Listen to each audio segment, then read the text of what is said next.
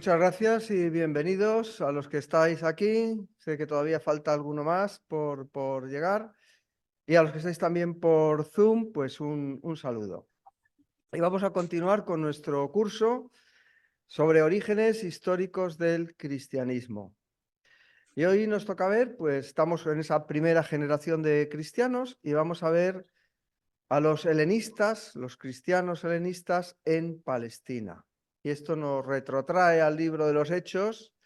Y seréis mis testigos en Jerusalén, en Judea, en Samaria y hasta lo último de la tierra. Bueno,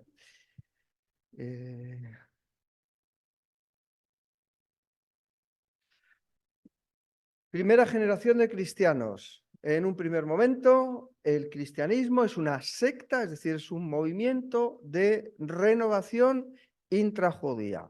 No pasa mucho por repetirlo muchas veces porque es clave y a veces pues tenemos tendencia a olvidarlo y pensamos pues que el cristianismo ya nació como una especie de religión separada y en un primer momento no es nada más que dentro del judaísmo un movimiento de renovación, de transformación, dentro de los muchos movimientos que había dentro de ese judaísmo del siglo I. La primera generación, también importante, el enmarque cronológico. Entre los años 30, es decir, la muerte y la resurrección de Cristo, asciende a los cielos y ahí que se quedan los discípulos, los seguidores de Jesús, aparentemente desamparados, pero el poder de algo que ocurre, que es la resurrección, va a transformar sus vidas. Pero ya Jesús no está físicamente, no está corporalmente con sus discípulos, eso sí, ha enviado el Espíritu Santo, del cual hoy hablaremos y que va a tener una función tan importante en la historia de la Iglesia primitiva. Ese sí que se va a quedar dentro de la comunidad de seguidores de Jesús. Va a ser la presencia de Cristo en la vida de los discípulos, de los seguidores de Jesús. Entonces, esa primera generación de cristianos empieza a contar desde ese momento y termina pues ya cuando estos primeros seguidores van poquito a poco también falleciendo, que va a coincidir con un suceso importantísimo, que va a ser ni más ni menos que la destrucción del Templo de Jerusalén por las tropas romanas. Esto, pues ya llegaremos ahí y va a significar un cambio importantísimo. También dentro de la propia historia política de Roma va a significar también, pues ni más ni menos que un cambio de dinastía y unas transformaciones muy importantes que ya iremos viendo a su debido tiempo. Entonces, primera generación de cristianos judíos dentro de Palestina. Tres bloques que hemos ido viendo. Primero en Judea, que ahí estaban los 12, importantísimo. La iglesia de Jerusalén, y hoy vamos a insistir un poco en esto, la iglesia de Jerusalén va a ser el referente de todo el movimiento cristiano y durante mucho tiempo. Por lo menos en esta primera generación, el papel de la iglesia de Jerusalén es clave. Y veréis que es muy interesante estudiar y analizar todo esto a la luz de las fuentes canónicas, por supuesto, del libro de los Hechos, las cartas de Pablo, pero también la información que nos dan las fuentes extracanónicas, extrabíblicas, es también de mucho valor. Ya veréis que es interesante. Tanto fuentes canónicas cristianas como no cristianas, los judíos, sobre todo Flavio Josefo. Ya llegaremos también ahí. Y lo que vamos a ver hoy es el movimiento de los helenistas en Palestina. Bueno, primera generación, por tanto, los helenistas en Palestina. ¿Recordáis que estamos hablando de judío-cristianos? Es decir, judíos, la palabra cristianismo es lo mismo que mesianismo. Una pues, sería la derivación del griego, Christos, y la otra, la derivación hebrea, Mesías. O sea, cuando hoy se habla mucho de los judíos mesiánicos, en realidad son judíos cristiánicos, judíos que entienden que Jesús es el Mesías o el Cristo. Bueno, dice John Drain en la vida de la iglesia primitiva, el nuevo movimiento creado por Jesús, y esta palabra es interesante, yo creo que Drain afina bastante, dice movimiento, no dice la nueva religión o nueva iglesia o algo parecido, ¿no? El nuevo movimiento, porque es un movimiento de renovación intrajudía, creado por Jesús durante su vida. Es interesante también, los cristianos van a ser seguidores de Jesús.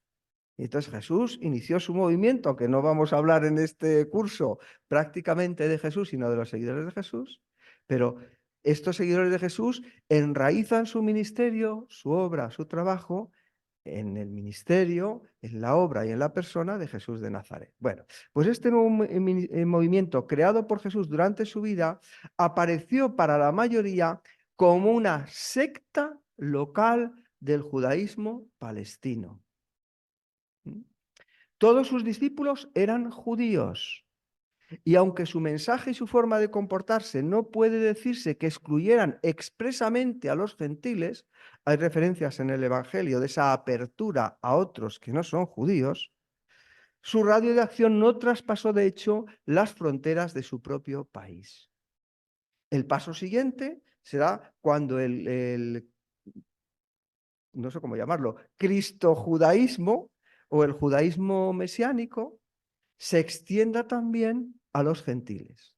Y hoy vamos a ver el principio de todo esto que va a tener después en Pablo, que veremos seguramente ya en la próxima sesión, va a tener en Pablo pues, su principal promotor y representante. Pero hoy ya vamos a ver la entrada o la extensión de este mensaje cristiano en el ámbito no estrictamente judío, sino que ya se van abriendo otras puertas más allá del judaísmo. Pero siempre entendiendo que estos que predicaban el mensaje de Jesús eran judíos que habían creído que el Mesías ya había venido. Pero eran judíos, ¿eh? Eran judíos, incluso eran vistos como judíos por aquellos que se van a incorporar a este movimiento desde fuera del judaísmo, o sea, los gentiles. Van a seguir viendo al cristianismo como una secta, como un movimiento de renovación intrajudío. Bueno, entonces lo que sabemos, y esto también lo hablamos en la clase pasada, pero es de una trascendencia tremenda, tremenda. Si hago un inciso, corro el peligro de desviarme, ¿no? Pero lo dejo ahí como una semillita para otras clases. ¿Os habéis preguntado alguna vez por qué el Evangelio de Juan, el cuarto Evangelio, es tan distinto de los otros tres? Os lo habréis preguntado seguramente, ¿no? Bueno, pues hoy no os voy a dar la respuesta, pero sí vamos a empezar a apuntar algunas líneas de por qué. Al principio del Evangelio de Juan, en los primeros capítulos, aparece una mujer samaritana. ¿No les había dicho a los discípulos que por tierras de samaritanos no podían pasear? Voy a cerrar el paréntesis porque si no, ya os digo, corro el peligro de que no demos la clase que tengo preparada. Entonces, esta distinción es clave para entender muchas cosas que van a venir después. En Jerusalén, que es el centro, la capital de Judea, hay dos bloques muy bien diferenciados. Vimos que había distintos grupos, los saduceos, los fariseos, los esenios no, porque no estaban en Jerusalén, ¿no? Pero había judíos de lengua hebrea que en el libro de los Hechos de los Apóstoles aparecen bajo el epígrafe, bajo el título de los hebreos, y luego estaban judíos cuya lengua, con el lenguaje que ellos entendían, era con el griego koiné. Y a esto se le llama griegos o helenistas. Esto lo vimos la clase pasada. Y hoy vamos a profundizar un poquitín más en este tema, porque ya os digo, es de fundamental importancia. También vimos cómo en Hechos 6 se plantea un problema, hay una tensión entre los judíos y los helenistas. Que no se nos olvide, unos y otros son judíos de religión, pero se diferencian en el idioma que utilizan y seguramente también en alguna de sus costumbres. Y es posible, dicen algunos historiadores de la Iglesia primitiva, que se reuniesen incluso en sinagogas diferentes. En unas el culto era el culto en griego y en otras tenían su culto, su servicio religioso y el resto de las cosas que se hacían en la sinagoga, también la ayuda, la obra social que llamaríamos hoy, y la lengua común de hablarse los unos con los otros era el griego. Y esto tiene su importancia. Entonces, parece que en un determinado momento hay una caja común, hemos visto que ponían las cosas en común, pero en el reparto parece que pues, había algunas quejas, algunos problemas. Y es por eso que la decisión que toma la Iglesia, aunque no me gusta mucho la palabra, pero el liderazgo, los siervos de la Iglesia, ¿os acordáis de los 12, los apóstoles, que son clave en la Iglesia de Jerusalén, lo son ahora? Y ojo con esta historia porque lo van a seguir siendo durante mucho tiempo. Y no se puede leer, por ejemplo, el libro de los Hechos sin tener en cuenta la importancia tan grande que tiene la Iglesia de Jerusalén. Aunque sobre todo el libro de los Hechos, ¿verdad? Nos va a hablar del apóstol Pablo y de sus viajes y todo esto.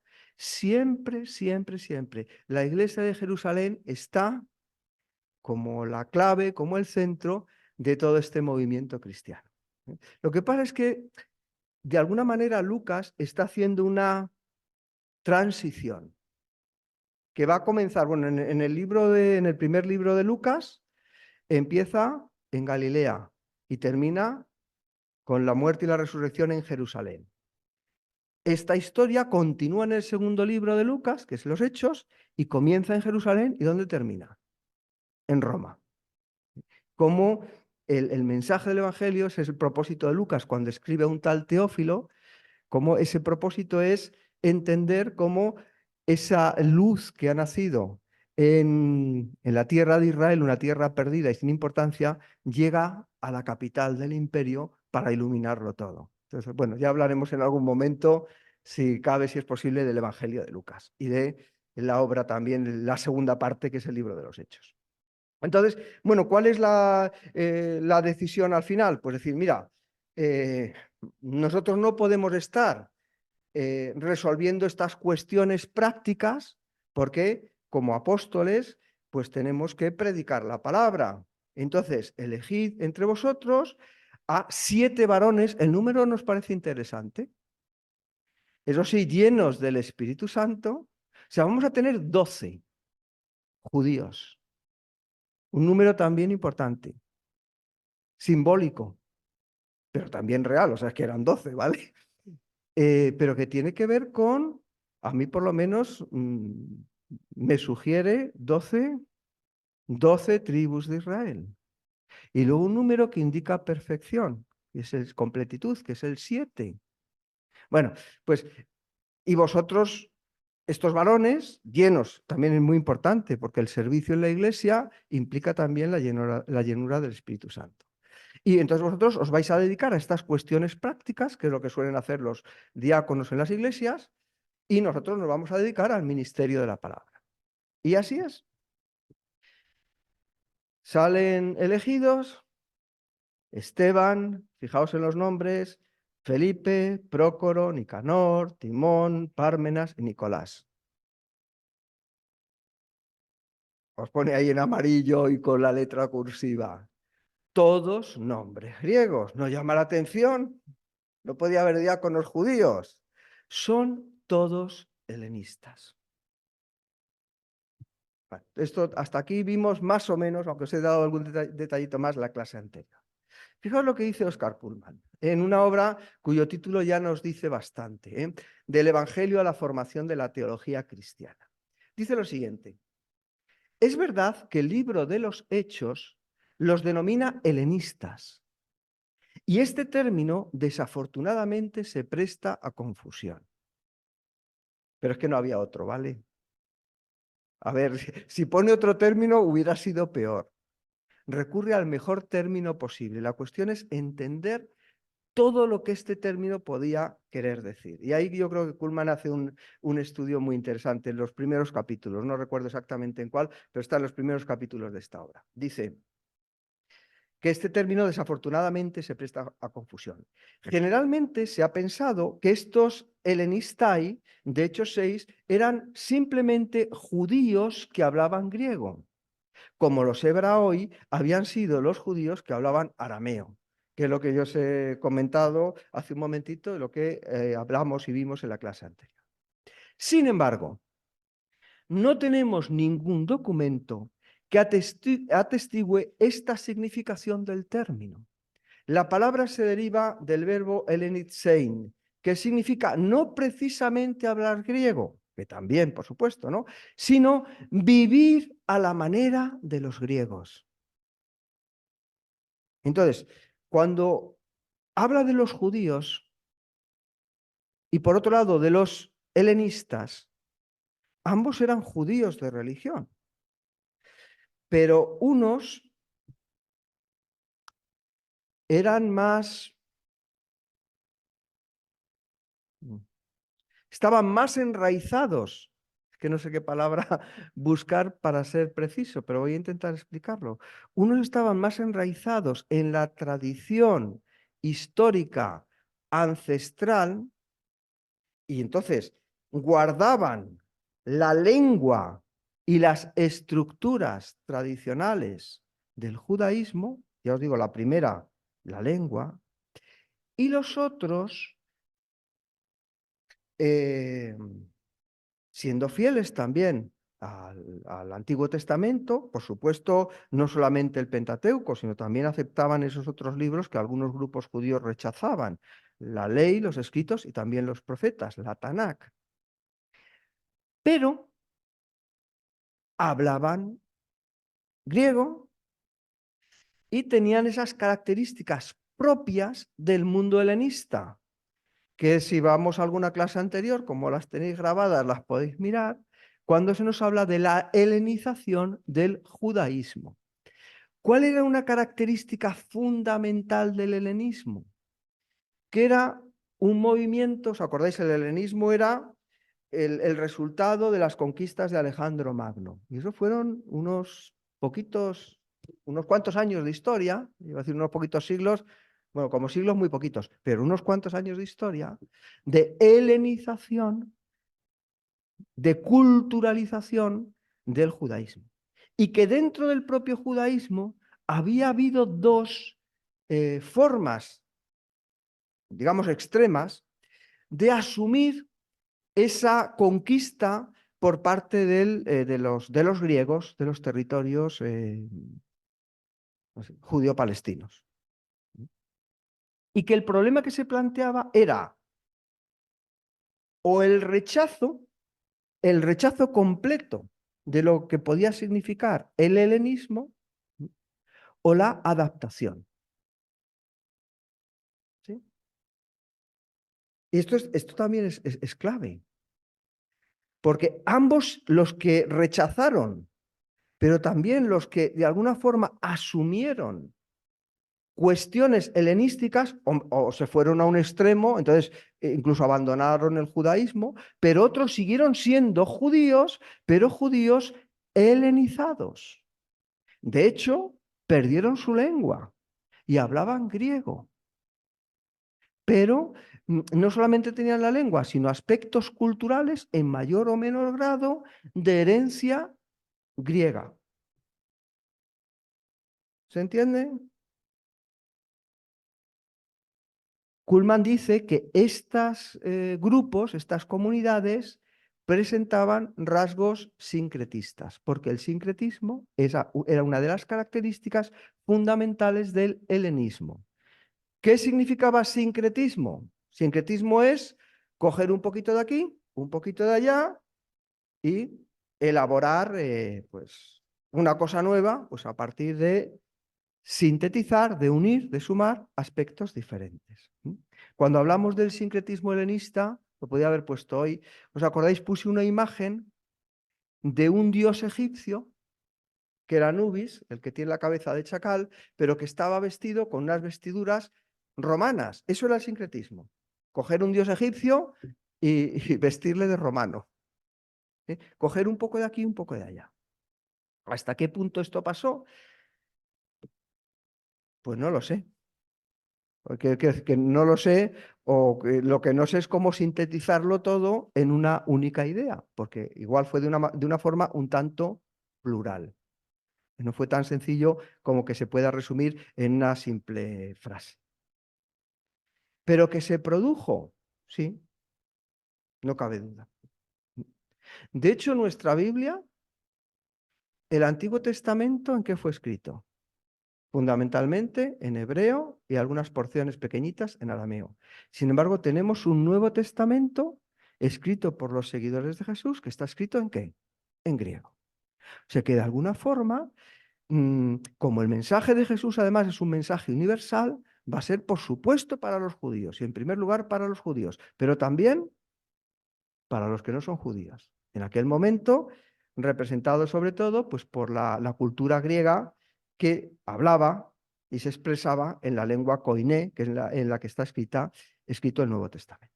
Bueno, entonces, ¿qué es lo que ocurre? Y esto también es un paso importantísimo. ¿Qué es lo que ocurre? A los diáconos se les dice, bueno, chicos, vosotros a servir las mesas, ¿eh? Nos vais a resolver los problemas prácticos, ¿eh? La electricidad, el poner la comidita después de los cultos, esto os encargáis vosotros.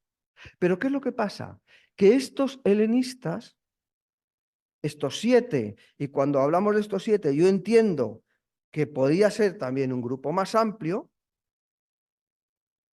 como buenos seguidores de Jesús, no se limitan solo a servir las mesas, sino también a predicar el mensaje del Evangelio, como tenemos que hacer todos, ¿no? Seamos ancianos, diáconos o soldados de infantería, que también los hay, ¿no? Entonces, fijaos que inmediatamente de esto, de esta nombramiento, elección y ordenación de los diáconos, aparece uno de ellos, que es Esteban, un helenista, predicando y además hablando en contra del templo. No voy a abrir ningún paréntesis porque luego no puedo avanzar, ¿no? Y todos sabemos lo que pasa con Esteban. El discurso de Esteban les hace que se llenen de ira, que se enfaden muchísimo los que están escuchando estas palabras de Esteban y le apedrean. La lapidación por blasfemia. Y a partir de ahí va a ocurrir lo que vamos a ver hoy. Después de la muerte de Esteban, los helenistas se dispersaron por Judea, Samaria también. Ya vamos a ver ese versículo 1:8 del libro de los Hechos, y seréis mis testigos en Jerusalén, Judea, Samaria, y luego ya hasta lo último de la tierra, hasta Roma, hasta Roma. Vale. Hechos 8:1-4. Sabéis que las fuentes para ver el cristianismo primitivo son fuentes extracanónicas, pero las más importantes realmente son las fuentes canónicas. Bien, dice Hechos 8. En aquel día hubo una gran persecución contra la iglesia que estaba en Jerusalén. El referente siempre Jerusalén. Y todos fueron esparcidos por las tierras de Judea, que es que cada palabrita es importante, ¿vale? De Judea y de Samaria. Muy importante. Claro, todos, dice, salvo los apóstoles. Nota curiosa. Y hombres piadosos llevaron a enterrar a Esteban e hicieron gran llanto sobre él. Claro, es realmente el primer mártir, ¿no? Si no me falla la memoria, es la primera persona después del maestro que sufre la muerte, además en manos de los que le ejecutaron. Ya veremos por qué, ¿no? Y Saulo, otro personaje que va a ser el protagonista casi del libro de los Hechos, aunque el protagonista ya sabéis, porque dice los Hechos de los Apóstoles, que el protagonista realmente es el Espíritu Santo. Y muchos dicen es que habría que llamar a esta obra los Hechos del Espíritu Santo, no los Hechos de Pedro y Pablo, porque algunos dicen es que además de Pablo está Pedro. Son los Hechos de Pedro y Pablo. Sí, pero hay otros muchos también, que aunque solo se les menciona, son claves para entender cómo se entendió y cómo se extendió el cristianismo. Lo que pasa es que el relato se centra en lo que se centra, pero que da muchísima información y muy interesante de cómo fue el cristianismo primitivo. Es decir, no solamente de hecho de Pedro y de Pablo, sino también son los hechos de otros que aparecen por ahí, pero que son también fundamentales y claves, ¿no? Y hay quien dice, es que son los hechos de Jesús. Porque el primer versículo del libro de los Hechos dice que en el primer tratado, Teófilo, te hablé de lo que Jesús comenzó a hacer y a enseñar. Entonces, el primer tratado es lo que Jesús comenzó a hacer, el segundo tratado es lo que Jesús siguió haciendo una vez que ascendió a los cielos. Entonces, es lo que Jesús hizo a través del Espíritu Santo por medio de sus enviados, de sus discípulos, de sus apóstoles. Cierro paréntesis. Me perdonáis que es que me gustan mucho los paréntesis. Bueno, entonces, ¿cómo no iban a hacer llanto sobre Esteban, que pues por su valentía derrama su sangre delante de pues, los personajes que había allí? Y Saulo asolaba la iglesia y entrando casa por casa arrastraba a hombres y a mujeres y los entregaba en la cárcel. Como veis, no es solamente que se ha matado a Esteban, sino es que en Jerusalén, en la iglesia de Jerusalén, la iglesia significa el cuerpo de Jesús, significa los seguidores de Jesús, hay una persecución, hay alboroto, hay gente que va a ir a la cárcel. Que no se nos olvide, todos judíos, ¿vale? Pero los que fueron esparcidos, la iglesia de Jerusalén está siendo asolada, entonces algunos igual se quedan, los apóstoles, pero otros salen. Fueron esparcidos, los que fueron esparcidos iban por todas las partes haciendo ¿qué? Anunciando el evangelio. Ahora, ¿quiénes fueron estos que salieron y quiénes fueron los que se quedaron? Claro, porque dice, todos fueron esparcidos por las tierras de Judea y Samaria, salvo los apóstoles. Esto dice el relato de los Hechos. Ernesto Trenchard, para nada sospechoso de ser liberal ni nada parecido, sino un hombre bastante conservador, dice, la palabra todos en Hechos 8.1 ha de entenderse en sentido relativo y no literal. Es probable que el furor del ataque se hubiese dirigido mayormente contra los creyentes helenistas. Luego vamos a ver por qué, pero es importantísimo entenderlo. No fue contra todos los judíos, sino, dice Trenchard, fundamentalmente o mayormente contra los creyentes helenistas, que simpatizaban con el ministerio y la actividad de Esteban.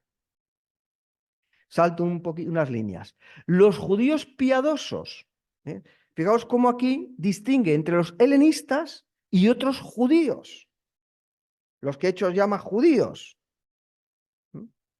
Los judíos piadosos que cumplían fielmente todas las costumbres de los padres, aún después de reconocer a Jesús como el Mesías, no estarían tan expuestos al peligro como los creyentes helenistas con sus tendencias hacia la libertad y la universalidad. Es decir, con su apertura. Y con algunas cosas que los judíos más, no sé cómo decir, os vale la palabra radical, la pongo entre comillas, ¿vale?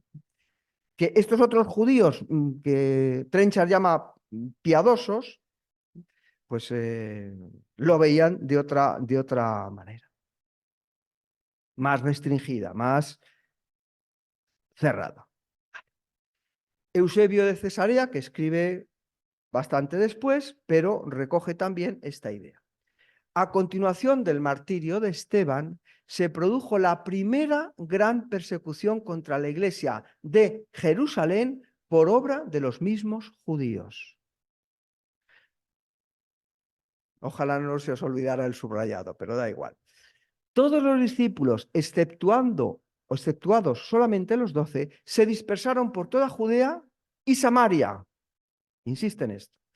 Algunos, según dice la escritura divina, arribaron a Fenicia, Chipre y ciudad importantísima, Antioquía. De Antioquía van a salir los viajes del apóstol Pablo. O sea que la comunidad que se conforma en Antioquía va a ser una comunidad importantísima. Las otras también, ¿vale? Pero Antioquía es clave, como ya veremos más adelante. Entonces, no se hallaban todavía capacitados, esto lo comenta o lo añade Eusebio de Cesarea, estos que salen, que se van de Jerusalén por motivo de la primera gran persecución contra la Iglesia llevada a cabo por los compatriotas judíos, no se hallaban todavía capacitados para osar compartir con los gentiles la doctrina de la fe, y así la anunciaron solamente a los judíos. Comentario también de Oscar Cullmann, sobre el que hoy pues, vamos a hacer alguna referencia más de lo habitual. Que Esteban y los suyos representaban un tipo aparte, es decir, algo diferente a lo de los 12, son números distintos, lenguas distintas y a lo mejor alguna costumbre o enfoque distinto también, especialmente respecto al templo de Jerusalén. Bueno, que Esteban y los suyos representaban un tipo aparte se desprende ya del modo de proceder de los judíos, que no les han reservado la misma suerte que a los otros cristianos de Jerusalén. Estos helenistas son perseguidos. Hechos 8.1 nos dice expresamente que ellos, los helenistas, ¿no?, deben abandonar Jerusalén, mientras que los otros pueden permanecer. Y la pregunta es, ¿por qué? ¿Por qué unos sí y otros no? ¿Por qué perseguían a unos y no a otros? ¿Qué les llevó a ser tan osados? Porque ¿quién es la autoridad en este momento en Jerusalén? Roma. ¿Qué les llevó a ser tan osados como para matar ellos a un seguidor de Jesús? ¿Por qué se atrevieron a matar a Esteban y a perseguir a los helenistas? A mí me parece una buena pregunta. Y os he puesto ahí la obra de Joaquín González de Echegaray. Es muy interesante para ver el trasfondo romano, el trasfondo histórico del nacimiento del cristianismo y especialmente del libro de los Hechos. El título de la obra es Los Hechos de los Apóstoles y el mundo romano. Entonces, esto es un paréntesis, pero este paréntesis está integrado en lo que os quiero contar y es muy importante. Joaquín González dice lo siguiente. En el año 36 tendría lugar el martirio de San Esteban, año 36. Ejecución que se produciría precisamente aprovechando el vacío de poder al cambio de la autoridad romana. Es decir, en Roma ha pasado algo que os voy a contar ahora, que hizo que estos judíos de Jerusalén fuesen tan osados como para perseguir a los cristianos judíos helenistas. Con motivo de tal acontecimiento y de la consiguiente persecución de la Iglesia, se produce una dispersión de la comunidad jerosolimitana hacia otras ciudades de Palestina, tanto en la costa mediterránea como en la propia Samaria. Samaria, dice el corazón. ¿Vale? ¿Qué es lo que había pasado? Lo que había pasado es que había un vacío de poder porque se había producido un cambio en el gobierno de la ciudad de Roma, aproximadamente por esas fechas. Se había pasado de Tiberio, sabemos que Jesús vino al mundo cuando Augusto era el emperador de Roma, hasta ahí nos acordamos, habiendo leído los evangelios, que la crucifixión y la resurrección de Jesús y el ministerio público de Jesús se produjeron cuando Tiberio era el hijo de la mujer de Augusto. ¿Cómo es que era el hijo de la mujer? Sí, era el hijo de su mujer habido, antes del matrimonio de ella con Augusto. Entonces, Tiberio que a Augusto no le gustaba demasiado, pero al final es el que va a ser emperador porque no les queda otra. Tiberio es el emperador que está al cargo de Roma durante el ministerio, la muerte y la resurrección de Cristo. Y en este momento, como os he dicho, aproximadamente en el año 36, el año 37, es cuando se va a producir el fallecimiento de Tiberio, un cierto periodo de inestabilidad, como es lógico y era de esperar, porque ¿quién va a suceder a Tiberio? Porque Tiberio tenía un hijo, pero no va a ser este hijo el que le va a suceder en el trono imperial, sino Calígula, que os hablo un poquito de él ahora, porque no es un personaje que tenga demasiada buena fama, ¿verdad? Ya veo las caras de algunos por aquí que dicen, menuda pieza, efectivamente, menuda pieza. Pero ¿qué va a pasar en este momento? La próxima clase, si es posible, os contaré un poco más del reinado de Calígula y qué pasó después, ¿no? Por cierto, esta dinastía, esta primera dinastía de emperadores romanos, se llaman Julio Claudios, por Claudio le conocemos, ¿verdad? El de la peli, que va a ir después de Calígula, y Julios, pues por la familia de Julio César. Bueno, claro, ¿cómo había sido Tiberio?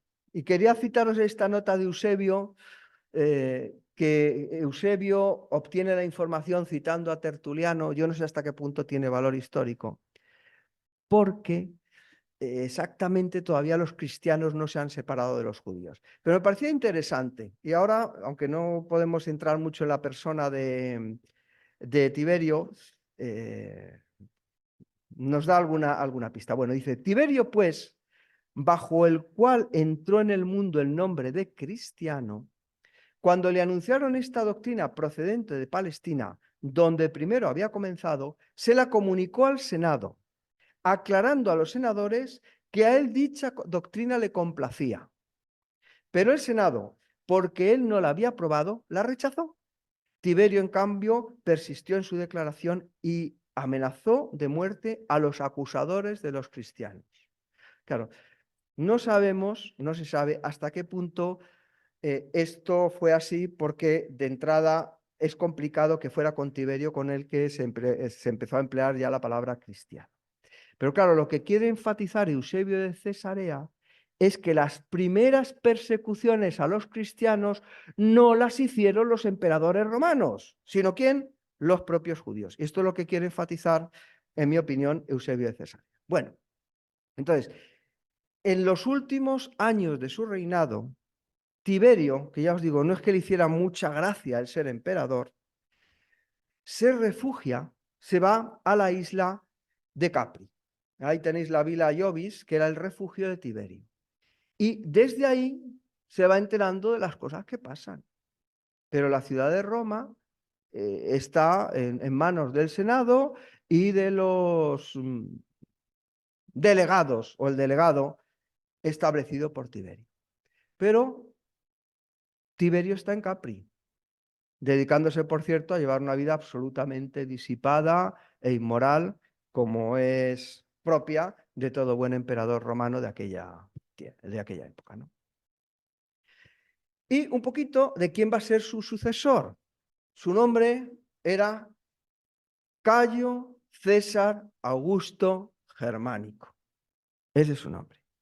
Más conocido como Calígula. Pero a nadie, cuando fue emperador, se le ocurriría llamarle Calígula. Nosotros le llamamos Calígula, ¿verdad? Pero su nombre de verdad era un poquito más largo, ¿no? Cayo César Augusto Germánico. Germánico, por supuesto, por el nombre de su padre. Augusto y César, pues también sabéis de dónde viene. Era hijo de Germánico y Agripina la Mayor. Entonces, ¿quién era Germánico? Pues también pertenecía a esta familia tan importante que estamos viendo claro, en aquella época, patricios y plebeyos, ¿ves? Pues pertenece a estas familias importantes de donde salían los emperadores romanos. Y Agripina también. Y es un militar, Germánico es un militar de muchísimo prestigio. Está destacado en las Galias, luego va a Oriente, se desplaza, y su mujer Agripina, que era mujer de armas tomar, valerosa, valiente, se va con él. le acompaña en sus campañas militares. Y entonces, pues ¿dónde van a hacer Cayo César Augusto Germánico? Van a hacer en ese contexto, en ese lugar, en ese mundo de las legiones romanas. Entonces, Calígula pasa su infancia en medio de legionarios. Ya os digo, el prestigio en aquel momento, la carrera política en Roma, se hacía empezando precisamente por la legión, eh, por la carrera militar. Podría haber sido a lo mejor emperador. Ya veremos qué pasó. Entonces, la palabra Calígula viene de cáliga. Cáliga era eso que tenéis puesto ahí. Cáliga eran las sandalias que llevaban los legionarios romanos.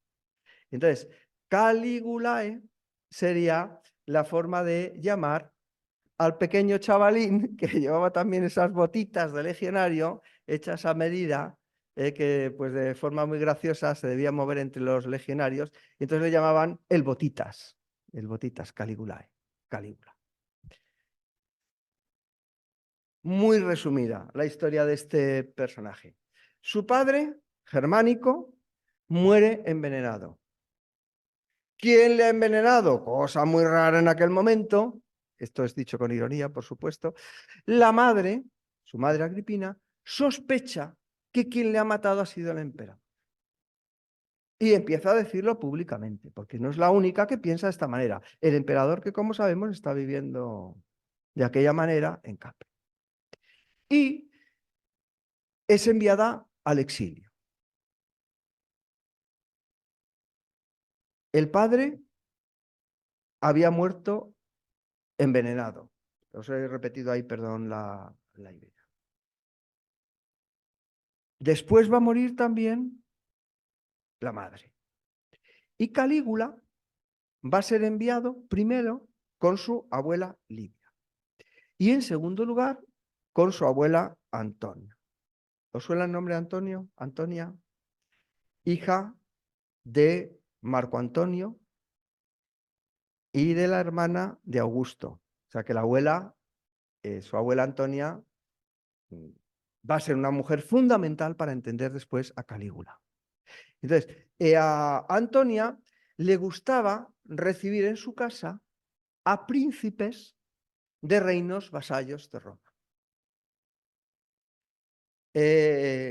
Muchos de ellos de Oriente, con esas costumbres que tenían los orientales, que eran muy poco sobrias comparadas con el gusto de los romanos. De ahí que después este gobernante romano, este emperador romano, introdujese después, tiempo después, pues ciertos cultos y ciertas costumbres en Roma un poquito raras para los romanos, ¿vale?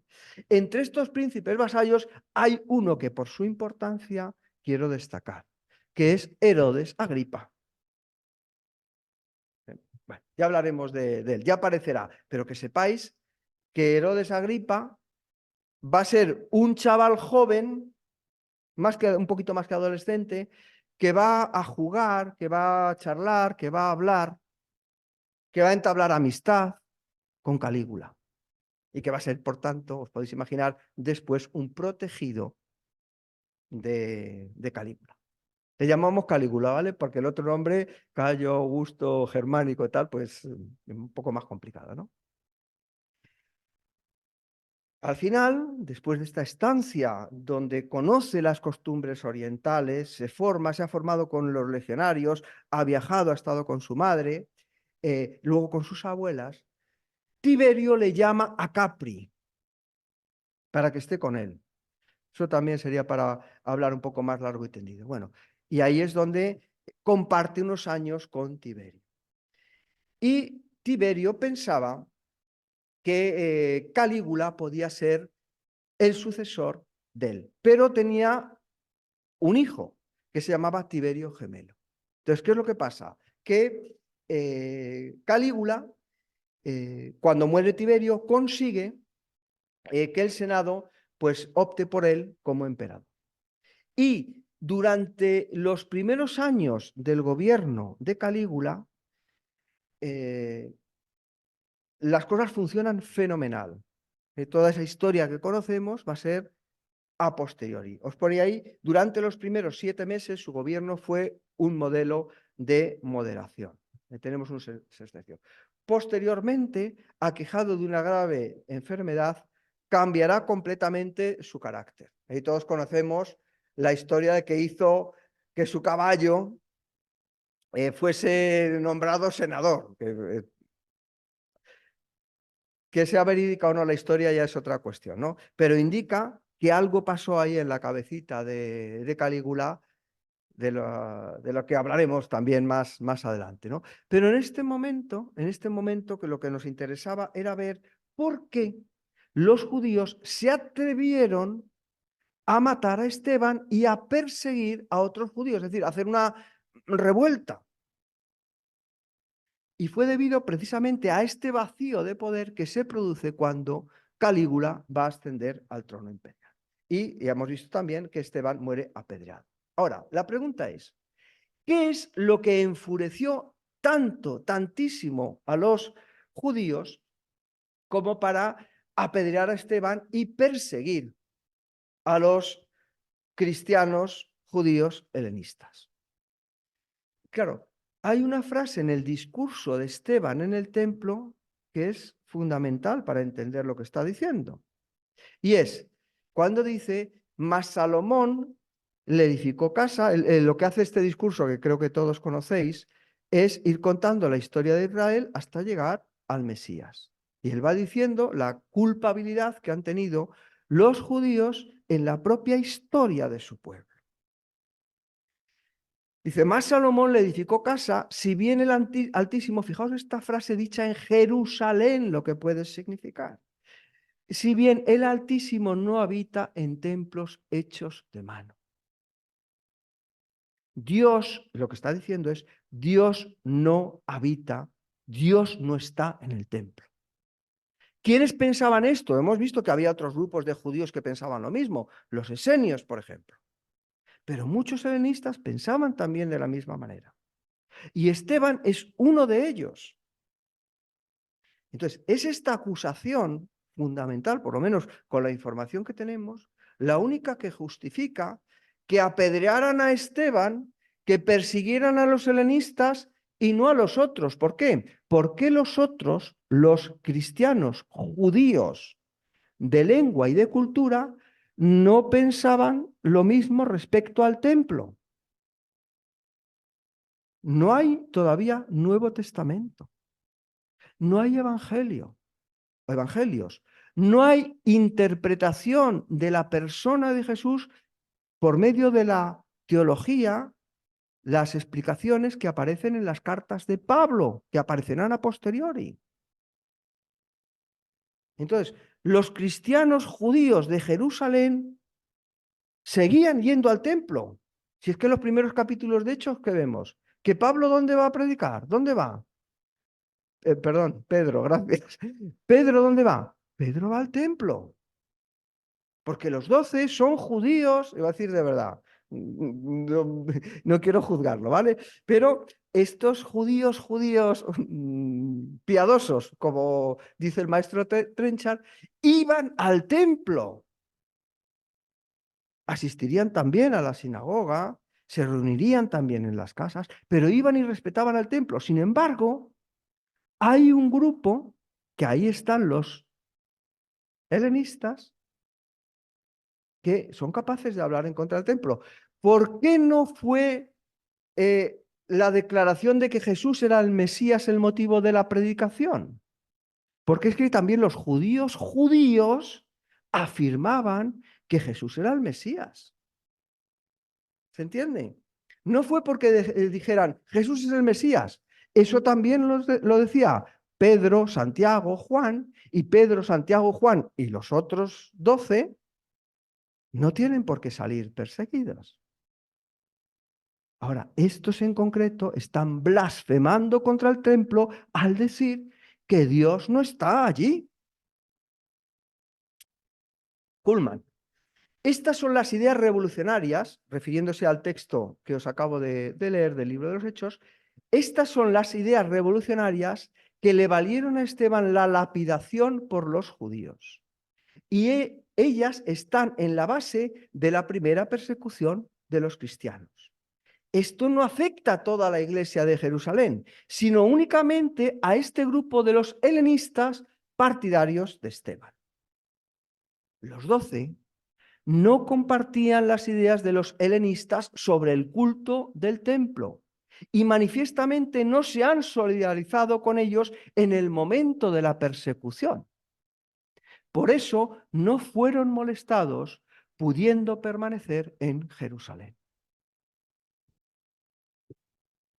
No os preocupéis que ya les llegará también el momento de rendir cuentas. Iremos viendo por qué, ¿vale? Justo González, también un historiador de la iglesia, que sabéis que a mí me encanta, los que me conocéis. Justo González dice, es de notarse el hecho de que cuando se desató la persecución y los cristianos se vieron obligados a huir de Jerusalén, los apóstoles pudieron permanecer en la ciudad santa. Cuando Saulo sale hacia Damasco para perseguir a los cristianos que han encontrado refugio en esa ciudad, o sea, de los que habían huido, que se van por todos los lados, ya lo hemos visto que lo dice Hechos, y Pablo llega a Damasco, los apóstoles todavía están en Jerusalén y al parecer Saulo no se preocupa por ello. ¿Por qué no se dedica Saulo a perseguir a los cristianos judíos que se quedan en Jerusalén? Lo que le preocupa y las cartas que pide son para ir a Damasco. Entonces, en esta extensión, en estos que salen después del martirio de Esteban, en masa, a los distintos lugares, podemos ver en el libro de los Hechos el seguimiento, no de todos, pero de alguno de ellos. Y Felipe le vemos que va a Samaria. Y ahí tenemos como ya la primera generación de cristianos van a salir de Judea y van a dar el pasito, como veis, un poquito más al norte, a la región de Samaria. Otra vez Cullmann. Es que es interesantísimo lo que dice. Creo que es el capítulo 4, pero como no me acuerdo seguro, pero está al principio. Dice, ¿por qué se han vuelto precisamente hacia la Samaria? O sea, ¿por qué cuando salen, primer sitio donde van es a Samaria? Lo comprendemos perfectamente. Hay una explicación, que es lo que intentan hacer los historiadores, una explicación lógica. La historia es una reconstrucción a partir de los datos que tenemos, intentar crear un modelo que nos explique, que intente entender y dar razón de por qué las cosas fueron como fueron, a partir de los datos que tenemos. Dice, ¿por qué se volvieron hacia Samaria? Dice, lo comprendemos perfectamente cuando recordamos que los samaritanos rechazaban también el culto del templo. Donde decían ellos, ¿acordáis? Qué curioso, el Evangelio de Juan. ¿Con quién habla Jesús? ¿Con una mujer samaritana? Y dentro de eso que hablan, hay una referencia que al templo. Es que vosotros adoráis en Jerusalén y nosotros, ¿dónde adoraban los samaritanos? En el monte Gerizim. ¿Sabéis que todavía hay judíos samaritanos? Muchos cerca en las tierras de Cisjordania, cerca de la ciudad de Nablus, y siguen teniendo sus cultos samaritanos. Curioso. Muchos de ellos en lengua árabe, pero cierro paréntesis porque no quiero desviarnos, ¿no? Entonces, ¿qué es lo que pasa? Que los samaritanos rechazaban también el templo de Jerusalén. El templo de verdad era el que tenían ellos. Y que bajo este aspecto estaban próximos a ellos. ¿Qué cosa más natural para aquellos que habían sido perseguidos a causa de su oposición contra el templo de Jerusalén, que refugiarse junto a quienes esta misma cuestión les separaba desde hacía tiempo de los judíos? Entonces, los samaritanos son bautizados. ¿Hasta ahí bien, no? Seguimos el relato también, los que tengáis en la cabeza un poco el libro de los Hechos, y aparece un señor que se llama Simón el Mago, que va siguiendo a Felipe, y que le pide, voy a saltar, perdón, unas diapositivas, cuando después venga Pedro, les imponga las manos, reciben el Espíritu Santo, que este Simón el Mago también va a querer, ¿no? Claro, ¿qué es lo que pasa? Que los samaritanos, y esto lo recoge un poquito el libro de los Hechos, a los ojos de los judíos piadosos, de los judíos de Jerusalén, de los judíos, eran vistos pues como falsos judíos. O sea, el rechazo era mutuo. Consideraban que tenían rituales paganos, porque se habían mezclado precisamente con paganos, que eran idólatras. Incluso son acusados de actividad demoníaca. Hablar de un samaritano es una cosa horrible. Es que este es samaritano. A Jesús una vez pretenden insultarle de esa manera, diciendo, es que es samaritano. Imaginad en qué evangelio está eso. Bueno, las noticias de lo que estaba ocurriendo en Samaria pronto llegaron a oídos de los apóstoles en Jerusalén. Es que Felipe se ha ido a predicar, se ha ido, han salido de aquí, ¿verdad? ¿Y a dónde han ido? Pues han ido a Samaria. ¿Y qué hacen por allí? Pues Felipe está predicando el evangelio. Y hay personas que se han convertido y que se están bautizando. ¿Samaritanos? Sí, sí, samaritanos. ¿Recordáis la parábola, no? De los samaritanos. Entonces, ¿qué es lo que pasa? Pedro y Juan, que estaban ¿dónde? En Jerusalén, que son de los 12, porque Jerusalén es el centro de donde irradia el cristianismo. Pedro y Juan viajan a Samaria para ver lo que estaba ocurriendo, por las noticias que les llegan de allí. Y cuando llegan allí, voy para atrás y luego para adelante. Lo voy a leer primero en el libro de los Hechos. Cuando los apóstoles que estaban en Jerusalén oyeron que Samaria había recibido la palabra de Dios, enviaron allá a Pedro y Juan. ¿Por qué? Porque quien tiene la autoridad es ¿quién? ¿Dónde está la autoridad? Está en Jerusalén. Entonces, quien va a supervisar el movimiento es la iglesia de Jerusalén. ¿Y a quién envían? Lo tenéis ahí. Necesito ayuda, que es que ya estoy cansado de hablar. A Pedro y a Juan. ¿Quién no va? De los que eran importantes. ¿Quién no va? Santiago. ¿Quién es más importante? ¿El que envía o los que son enviados? El que envía. Ojo que de alguna manera aquí estamos viendo algo que después se va a desarrollar claramente en el libro de los Hechos y en la literatura extrabíblica también. La importancia de la persona de Santiago, el hermano del Señor, el que era hermano, que tenía como padre a José, también dice Eusebio de Cesarea. Envían allá a Pedro y Juan, o sea, lo mejorcito, iros para allá.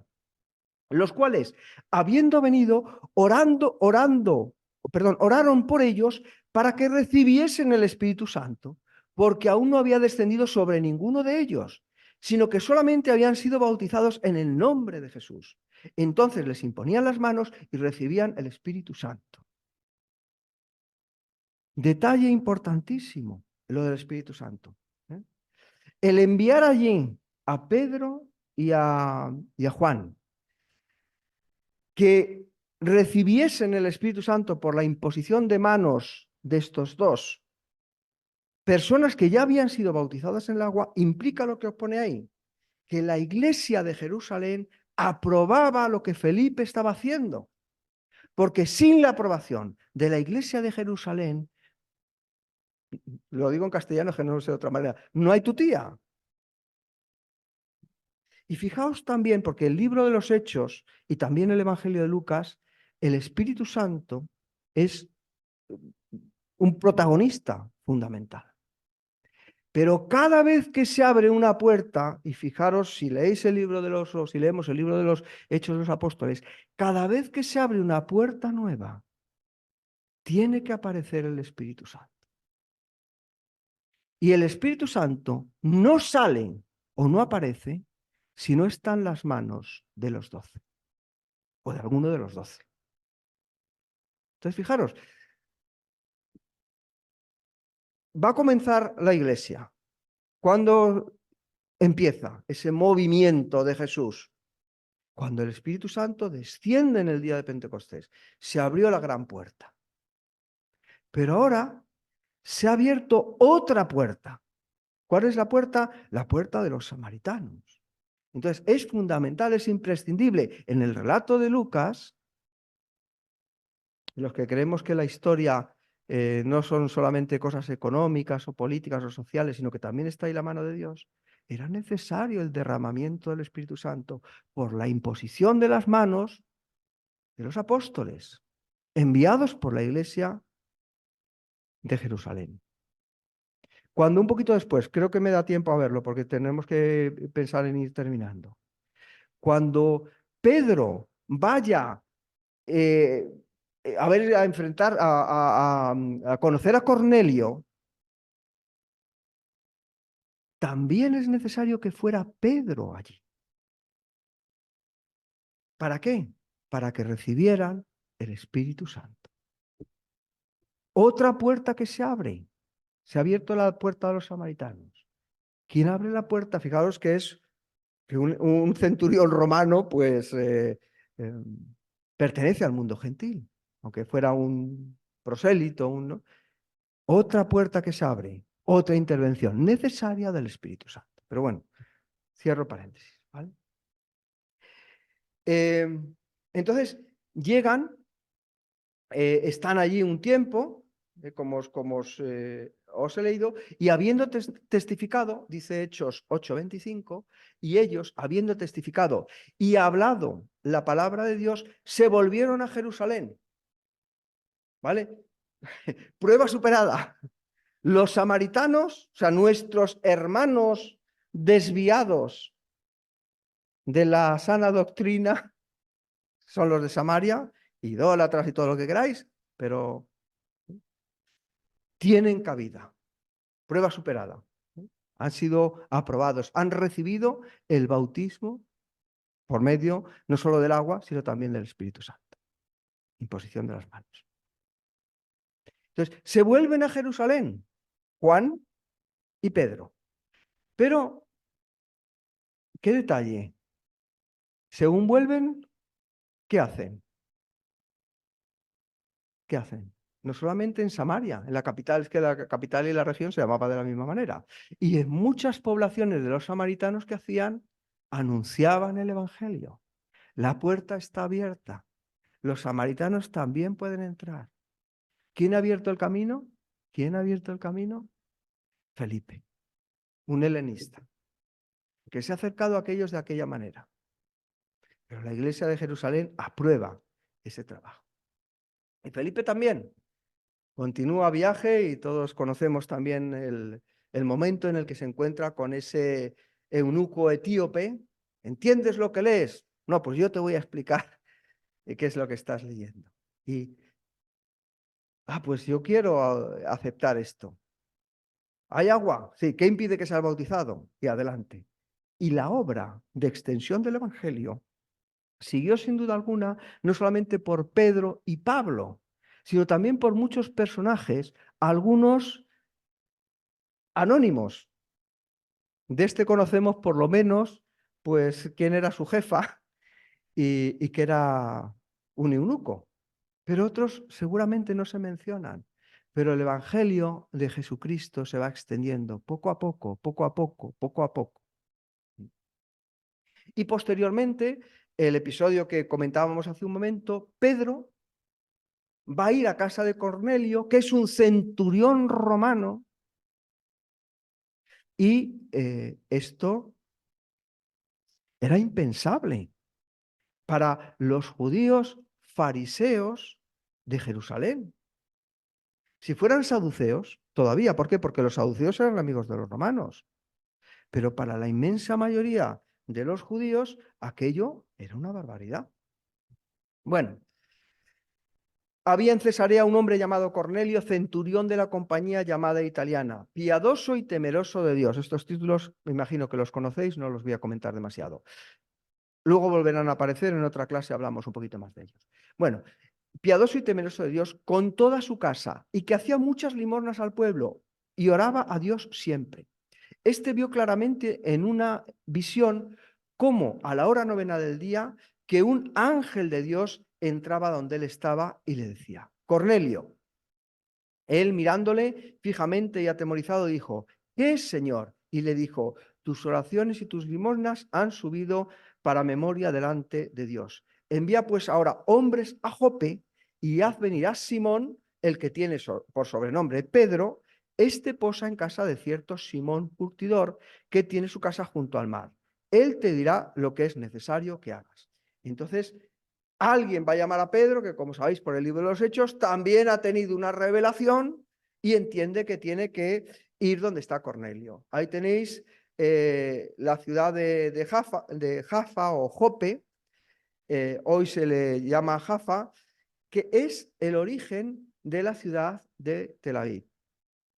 Bueno, los que hayáis estado por ahí, como siempre, me dais envidia. Bueno, y cuando Pedro llega a casa de Cornelio, va a predicar el Evangelio. ¿Y qué es lo que pasa? Lo que os decía antes, otra puerta se abre. En este caso, la puerta para los romanos. Mientras aún hablaba Pedro estas palabras, o cuando está explicando quién es Jesús, el Espíritu Santo cayó sobre todos los que oían el discurso. Y los fieles de la circuncisión que habían venido con Pedro se quedaron atónitos de que también sobre los gentiles se derramase el don del Espíritu Santo. Me seréis testigos en Jerusalén, en Judea, en Samaria, y ahora se abre la puerta a los gentiles. Por supuesto, quien está dirigiendo, quien está ratificando, quien está afirmando que lo que se está haciendo es conforme a la voluntad de Dios, es el derramamiento del Espíritu Santo. Y mandó bautizarles en el nombre del Señor Jesús. Entonces le rogaron que se quedase por algunos días.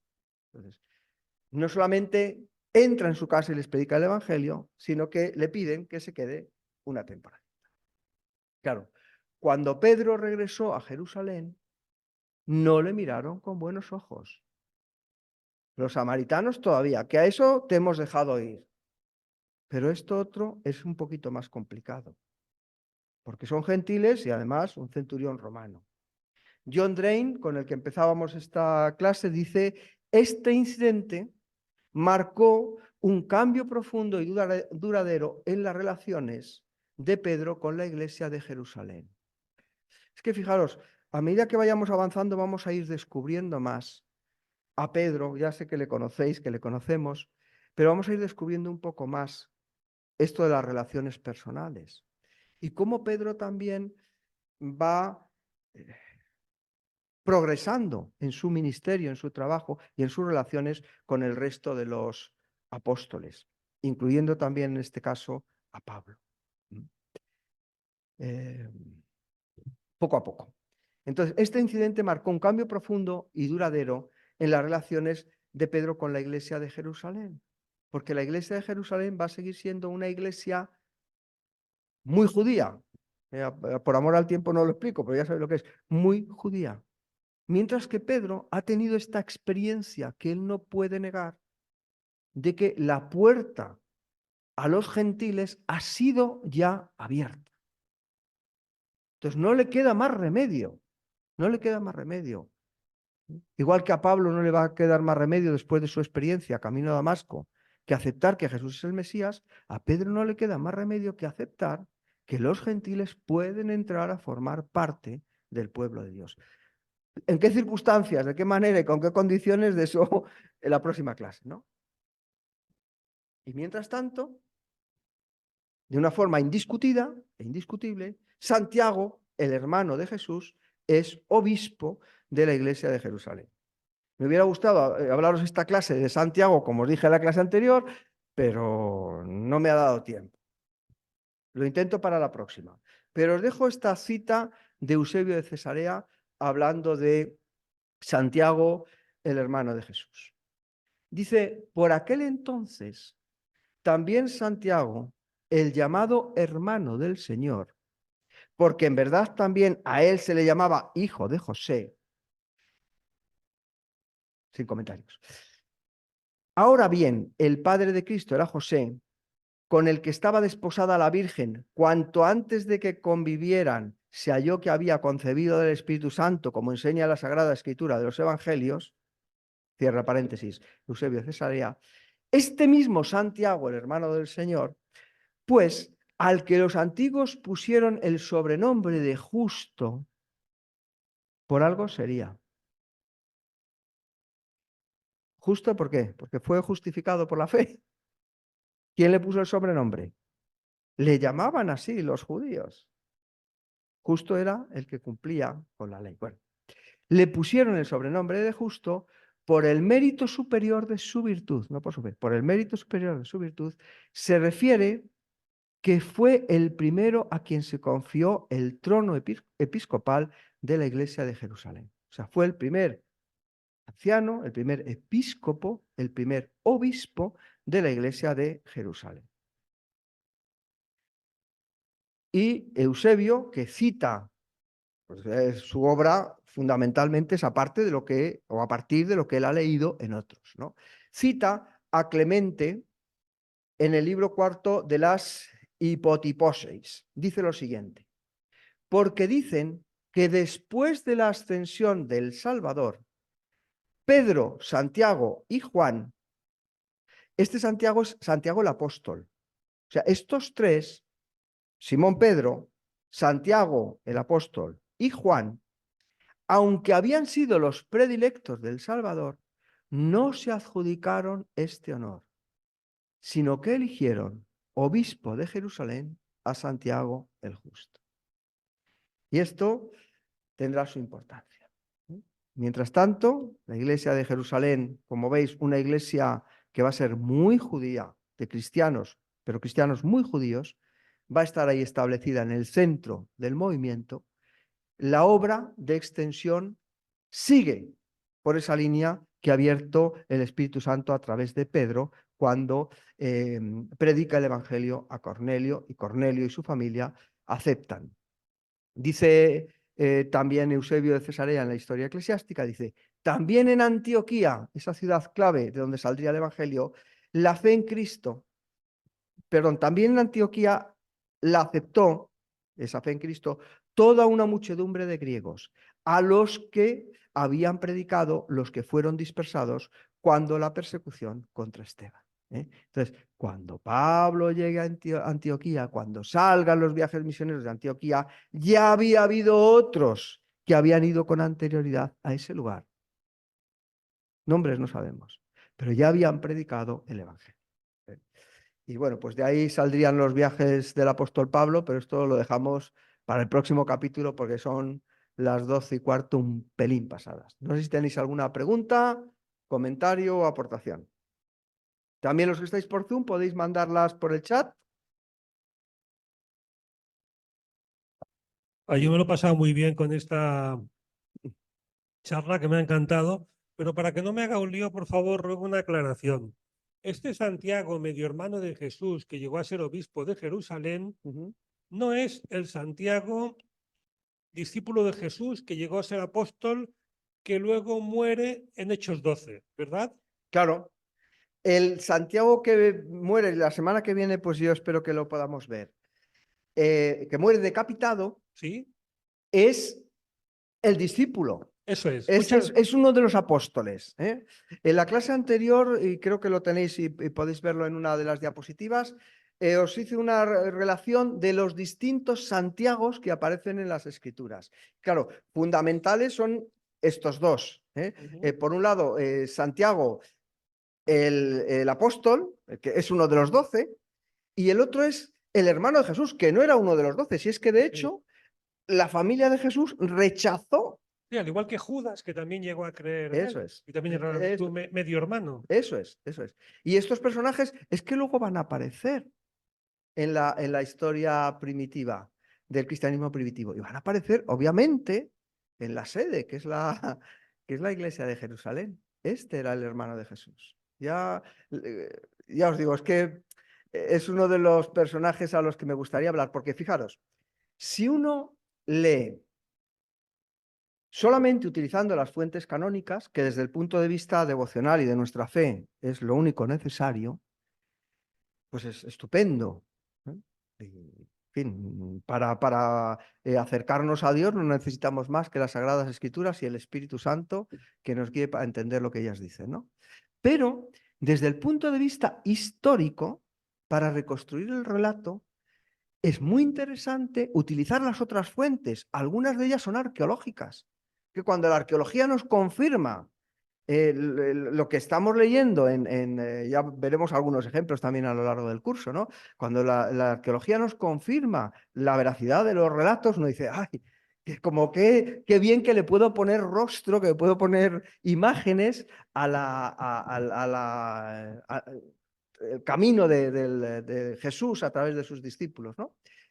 Pero también en las fuentes no escritas podemos encontrar algo muy interesante y muy relevante, no canónicas, ¿eh?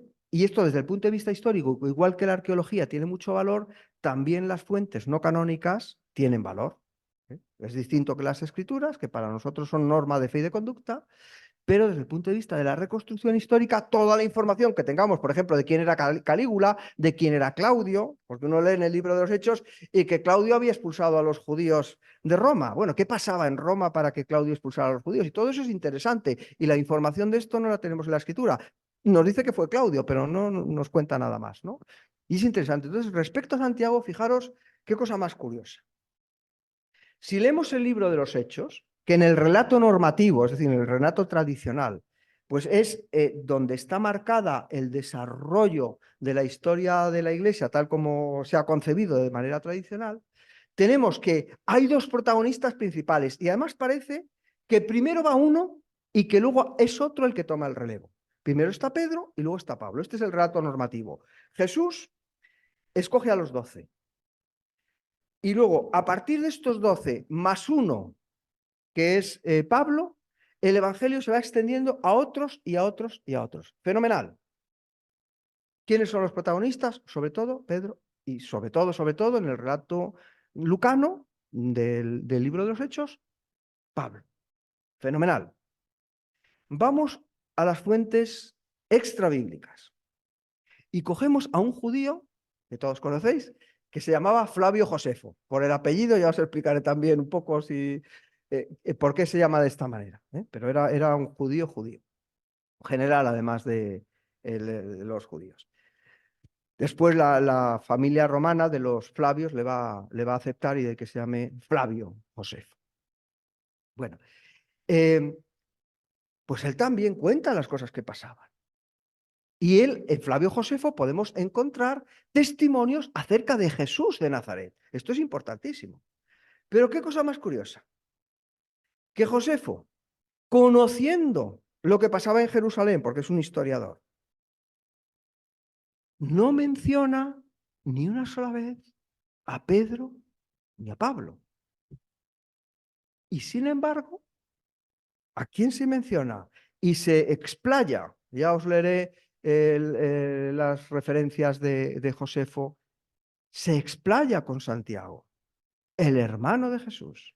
Y hay otras fuentes, porque obviamente también Josefo, igual que Eusebio de Cesarea, pues citan fuentes. Ni una palabra de Pedro ni de Pablo. Para él, el motor del movimiento de Jesús es Santiago, que casi le da más importancia a Santiago que al propio Jesús. Esa es la visión que un judío contemporáneo de estos acontecimientos tiene acerca de lo que está pasando con el movimiento mesiánico de Jesús de Nazaret. ¿Que está en manos de quién? ¿De Pablo, de Pedro? Ni sé quiénes son. Un historiador de la talla de Flavio Josefo, del que nos habla es de Santiago.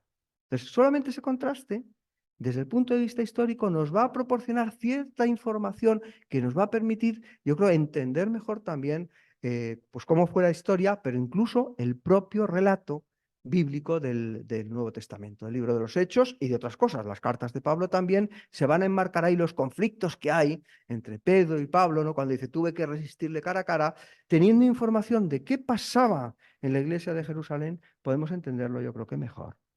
Incluso la epístola de Santiago. ¿Santiago niega que la salvación sea por fe? No. Pero dice que la fe sin obras está muerta. Esto a Lutero no le gustó mucho, pero ¿qué le vamos a hacer? De la misma manera que Santiago, lógicamente, por su trayectoria, va a encajar en esa iglesia jerosolimitana, Pablo va a enfatizar, no va a negar que seamos salvos para buenas obras, pero lo que va a enfatizar Pablo una y otra vez va a ser que somos salvos por la gracia. Santiago no lo niega, pero enfatiza que la fe sin obras está muerta. Entonces, todo el Nuevo Testamento y también el Antiguo, creo que es muy enriquecedor para nosotros hoy día, en el mundo en el que vivimos, poder entender también el contexto histórico y los referentes que tenemos para comprender mejor quién escribió, con qué propósito, cuáles eran sus perspectivas, y creo que nos puede ayudar, y por eso también queremos estas clases. Sí, más cosas. Relacionado con el personaje de Santiago, hay otra pregunta que nos hacen por el chat de un oyente online que pregunta, ¿cuál Santiago es el que la Iglesia Católica dice que está enterrado en Santiago de Compostela? Muy buena pregunta. ¿Alguno de los apóstoles o Santiago el Justo? Lo pregunta, mira, Sí. lo pregunta un gallego desde Galicia, me parece. Sí, sí. ¿Cuál Pues contigo? ese es Santiago Apóstol. Santiago Apóstol, eso es. Y el patrón de España.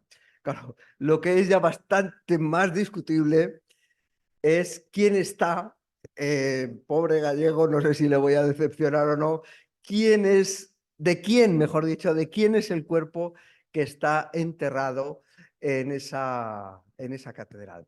Difícilmente puede ser de Santiago, pero si me permites, hay algunos motivos curiosos y algunas coincidencias que son interesantes. Hemos visto que Santiago el apóstol, y la próxima semana, perdón, el próximo clase lo vemos con más detenimiento, muere, pero ¿de qué manera? Muere decapitado. El cuerpo que hay allí es el cuerpo de alguien que está decapitado. Iba a decir las malas lenguas, pero no son malas lenguas, sino que son eruditos que han estudiado estas cosas. Algunos llegan a decir que el que está enterrado allí fue precisamente un obispo muy carismático de la historia primitiva de la Iglesia en Hispania, que tenía por nombre Prisciniano, que fue acusado de hereje y otras cosas, pues, pero bueno, que no es la pregunta. La pregunta era que quién fue enterrado allí, no, a qué Santiago se refiere. A Santiago, por supuesto, el apóstol. Pues yo también opino lo que Pablo, que ha sido súper interesante la clase, ¿no? Y entendiendo el contexto que nos has dado, que otros días también has tocado un poco de los judíos, como tú has dicho, ¿no? Los justos, los ortodoxos y los helenistas. Entiendes como, alguna vez creo que lo he comentado contigo, como el apóstol Pablo en ese contexto tenía miedo, ¿no? A veces, o tenía reparos de ir a Jerusalén porque sabía lo que se podía enfrentar, ¿no? Y de hecho manda a Timoteo y tal, y lo advierte y tal, y cuidado allí lo que te puedas encontrar, ¿no? Es curioso, ¿no? Esos dos aspectos de la iglesia de los helenistas y los judíos de Jerusalén, ¿no? En ese enfrentamiento poco que había, ¿no? Hasta el punto, como has comentado, de que el propio Pablo le dijo a Pedro, es que este hombre que era de condenar, es que se está volviendo otra vez a los judaizantes, ¿no? O sea, había un conflicto ahí. Eso es un conflicto sin el cual no podemos entender lo que pasaba en ese momento.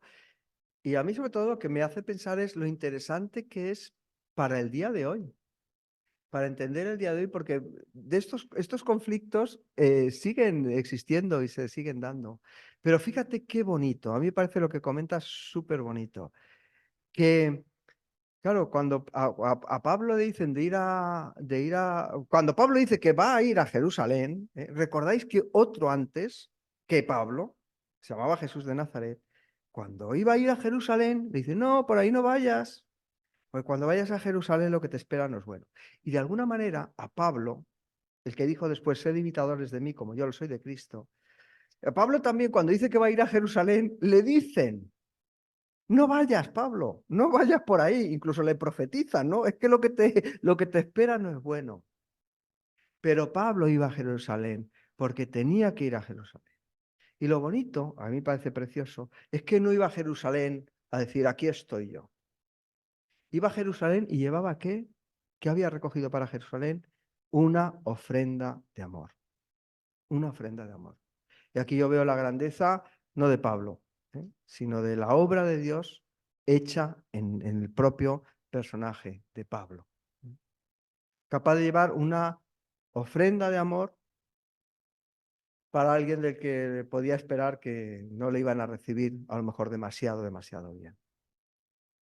Pero bueno, esto es todo un ejemplo. Decía que la historia es magistra vitae, que la historia es maestra de la vida. Pues ojalá aprendiéramos de la historia lo bueno y no a repetir lo malo.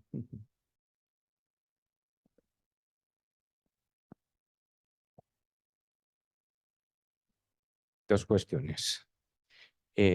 Yo por lo que veo en Pedro, al no ser elegido en Jerusalén como el obispo de la Iglesia, también se encuentra en una situación un poco complicada, porque por un lado tiene la presión de los judíos hebreos y por otro lado la evidencia de que el Evangelio se extiende hacia los gentiles.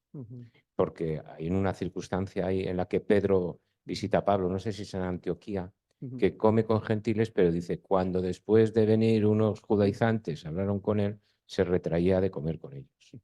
Y otra cuestión también acerca del apedreamiento de Esteban, me da la sensación que al final también puede ser un tema económico. El decir que, que la adoración en el templo no es necesaria impide que muchos judíos helenizantes fueran al templo a presentar sacrificios, a hacer cambios de moneda, etcétera, etcétera. Pienso yo. No sé, también era un ataque a su teología, pero también a la economía del templo, a los saduceos y después teológicamente a los fariseos. Los saduceos vivían de las ofrendas en el templo. Pues las dos cosas muy interesantes. La primera cuestión, claro, van a llegar los judaizantes. Estaba buscando el texto, no me ha dado tiempo y perdón que mientras estabas hablando yo estaba con el móvil, pero estaba a ver si encontraba el texto. Dice de los de Santiago. Creo recordar, ¿eh? Me puedo equivocar, me perdonáis porque lo estoy citando de memoria. Pero estos judaizantes creo que dice de los de Santiago. Curioso, ¿eh? Curioso. No dice que les enviara a Santiago, ¿eh? Pero de los de Santiago. Y claro, respecto a la segunda cuestión, lo que señalas es muy interesante. Lo que pasa es que no podemos entrar aquí en detalle acerca de esto, que es igual que hay en la historia en general, hay una dimensión política, hay una dimensión de las ideas, que no se puede negar, que creo que es importantísima, hay también una historia económica. Yo, por ejemplo, ahora estoy dando un curso sobre Lutero, sobre la Reforma, en otro lugar, ¿no? Y claro, alguien enfatizaba acerca de esto en una de las preguntas de ese curso. Y decía, bueno, la importancia que había tenido para la Reforma, el que el dinero de las indulgencias dejase de llegar a Roma. Es que para mí es clave entender esa dimensión económica para entender por qué ocurrió la reforma en Alemania. Porque movimientos reformistas, y perdonad que haga este salto en el tiempo, pero es para que veáis que este aspecto económico es importantísimo, ¿no? Movimientos de reforma en Europa había habido muchos. El propio Erasmo de Róterdam decía que la iglesia estaba corrompida, no, corrompidísima. Si leéis el elogio de la locura, pues hay textos durísimos contra la iglesia y contra el papa. Pero no pasaba nada, no pasaba nada. ¿Cuándo surge el problema? Cuando Lutero escribe el comentario sobre los romanos y defiende que la justificación es solo por la fe. No, pero si es que eso ya lo había dicho San Agustín antes que él y no pasaba nada. No pasaba nada. ¿Dónde está el problema? El problema está en que el Papa Medici, León X, quería construir la Basílica del Vaticano porque quería que pues, la ciudad del Vaticano fuera el Nova Más y para esto ¿De dónde saca el dinero? ¿Qué es lo único que podía vender el Papa de Roma? Indulgencias, que tienen una tradición muy antigua. Entonces, ¿qué es lo que pasa? Que se empiezan a publicar indulgencias, que es ni más ni menos que recibir un beneficio espiritual a cambio de dinero, que en cierto sentido podía tener pase, y Lutero incluso lo reconoce. Reconoce que es una práctica en la historia de la Iglesia, y hay una de las tesis donde yo por lo menos leo que el problema no está en las indulgencias. El problema está en el abuso de la venta de las indulgencias que se estaba cometiendo por parte de Tetzel en la predicación de estos intercambios de beneficios espirituales por dinero. Entonces, ¿qué es lo que pasa? Que los alemanes, por la predicación de Lutero, por esas 95 tesis que condenan el abuso en la venta de las indulgencias, dejan de comprarlas. Entonces, ¿qué es lo que pasa? Que deja de llegar el dinero que tenía que llegar a aquellos que vendían las indulgencias. Y ahí sí que con la Iglesia, es decir, con el dinero, hemos topado. Y aquí, lógicamente, está pasando lo mismo. Quiero decir, lógicamente, o que lo que estás apuntando con tu pregunta tiene mucho sentido.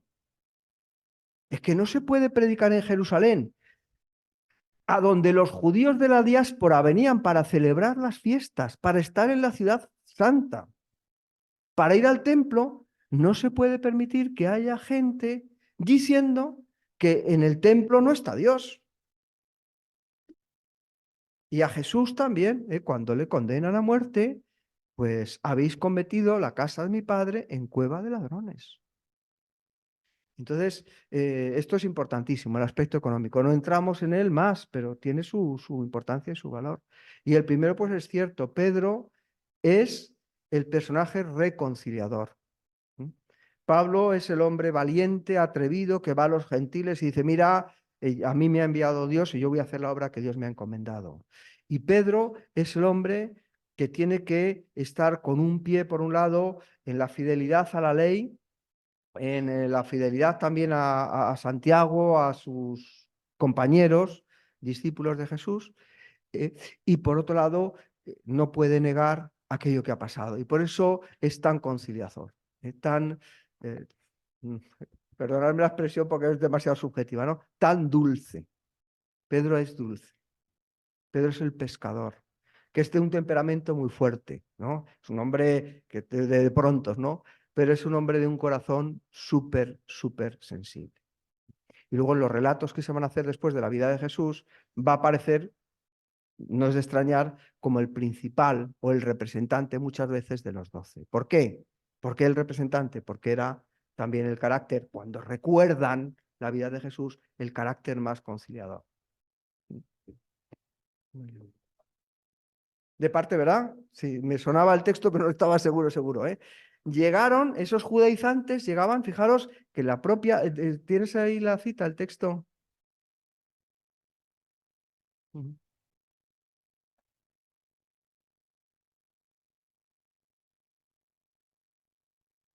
Pero fijaros, literalmente son, y se dice de parte, de Santiago. Eso es. ¿Y quiénes eran estos? Los que estaban en Jerusalén, y no pasa nada. Ojalá aprendiéramos algo de esto para la iglesia actual, ¿verdad? Los cristianos que tenemos distintas sensibilidades, distintas formas de ver las cosas.